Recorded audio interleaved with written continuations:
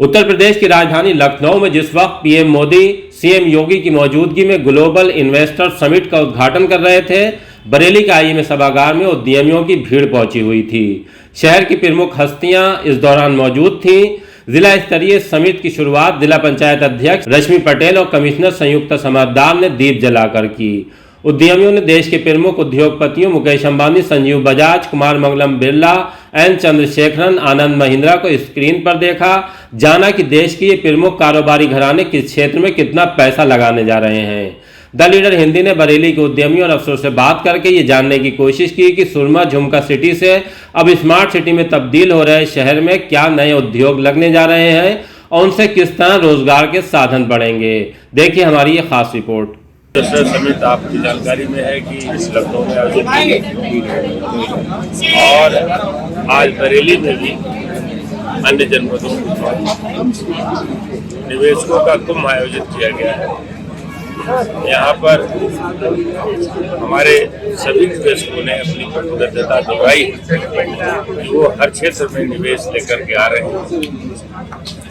आपको बताते हुए मुझे बहुत खुशी है कि अब तक 18,000 करोड़ के निवेश इंटेंट हमारे यहाँ फाइल हुए हैं।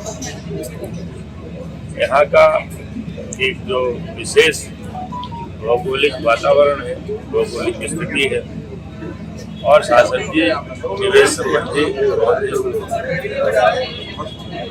प्रोत्साहनवर्धक नीतियाँ उससे जनपदीय निवेशक आकर्षित हुए हैं। और पूरा विश्वास है कि आने वाले दिनों में जल्दी जो इंटेंट फाइल हुए हैं वो आपको धरातल पर दिखेगी। धन्यवाद।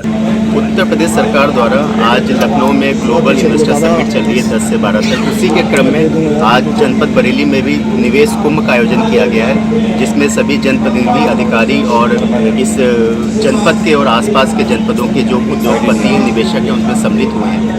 आज उसमें जो गवर्नमेंट की स्कीम्स हैं जहाँ जहाँ वो इन्वेस्ट कर सकते हैं उनके बारे में बताया गया है।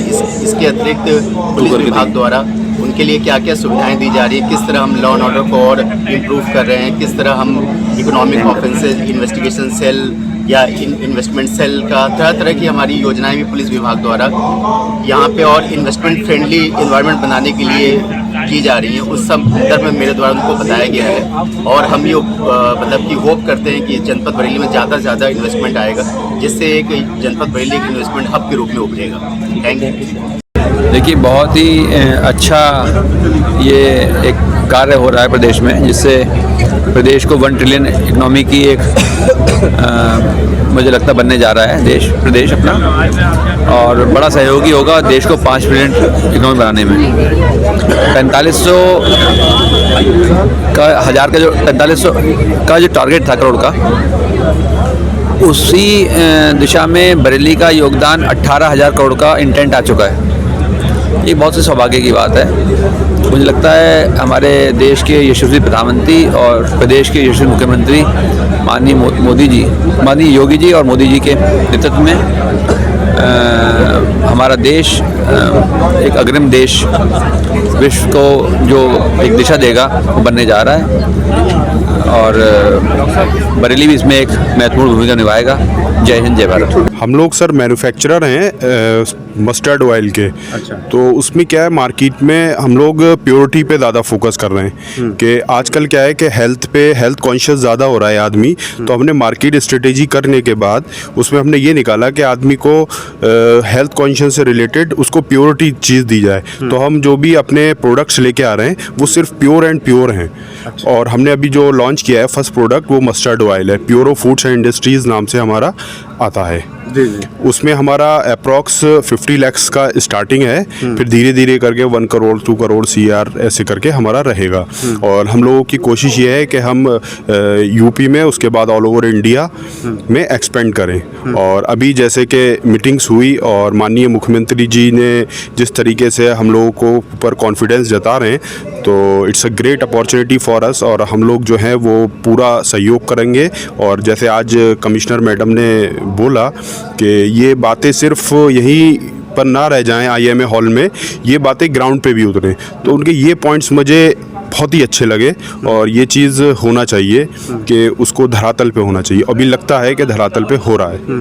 अच्छा, मैं एक बात आपसे छोटी सी और समझना चाहता हूँ, क्योंकि एक बिजनेसमैन को, एक निवेशक को जो सबसे बड़ी परेशानी का सामना करना पड़ता है, जो आजकल जिस तरह के टैक्स आ गए हैं और साथ में जीएसटी है और जो तमाम चीज़ें हैं, तो उसको लेकर किस तरह की जो राय रखी तमाम प्रशासन के अधिकारी थे, आपने अपनी किस तरह से प्लानिंग की है उसको? देखिए, टैक्स आ गए वो कोई इतना नहीं है। अगर हम प्रॉफिट जनरेट करेंगे तो गवर्नमेंट को टैक्स देंगे, it's not a big deal. लेकिन उसमें क्या है कि सबको एक तरीके से चोर समझना, वो एक रूम अवेलेबल नहीं है कि मतलब सब तरीके को, सब लोगों को एक तरीके से गंदी नज़र से देखा जाता है। क्योंकि टैक्स जो है वो जब हम लोग प्रॉफिट जनरेट कर रहे हैं तो टैक्स देंगे, तो वो कोई प्रॉब्लम नहीं है। लेकिन यह है कि जो हमारे को उसमें आउटपुट मिलना चाहिए, जो फैसिलिटीज़ मिलना चाहिए जब टैक्स देने के बाद, वो चीज़ें नहीं हो पाती हैं, तो कहीं ना कहीं दिल टूटता है।